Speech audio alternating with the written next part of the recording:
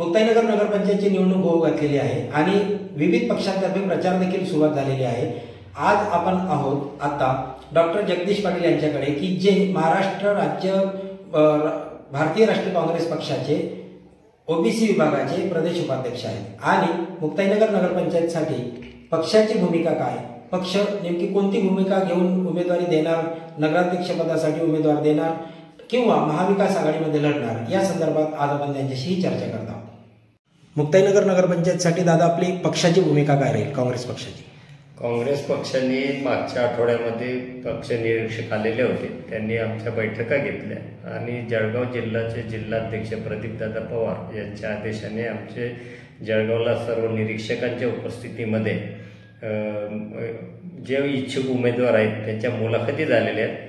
त्यांनी पक्षाकडे पक्षाचे तिकीट मागणी फी सुद्धा भरलेली आहे।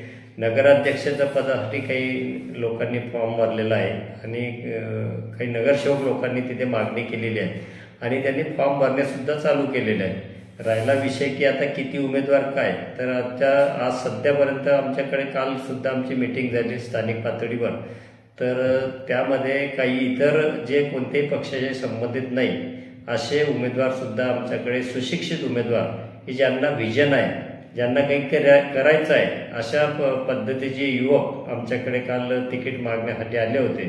त्यांनी फॉर्म भरण्याची तयारी आज सुरू केलेली आहे। आज 4 ते 5 लोकांनी आमच्या पक्षाच्या माध्यमातून फॉर्म भरण्याची सुरुवात केली आहे, काही लोकांनी भरलेले सुद्धा आहेत। आणि आपले नगराध्यक्षपदासाठी मागे आम्ही जे अरविंद गोसावी यांच्या सौभाग्यवती यांच्यासाठी आम्ही नाव जाहीर केलेलं आहे, त्यांनी पक्षाकडे जिल्हाध्यक्षाकडे तसं रीतसर अर्ज केलेला आहे, त्यांनी तिथे मुलाखत दिलेली आहे, त्यांनी सुद्धा फॉर्म भरण्याची तयारी दर्शवलेली आहे।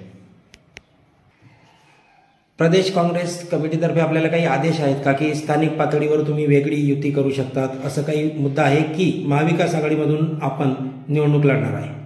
नाही, अजून आम्ही आमच्या पदाधिकाऱ्यांच्या मार्फत आमची चाचपणी सुरू आहे।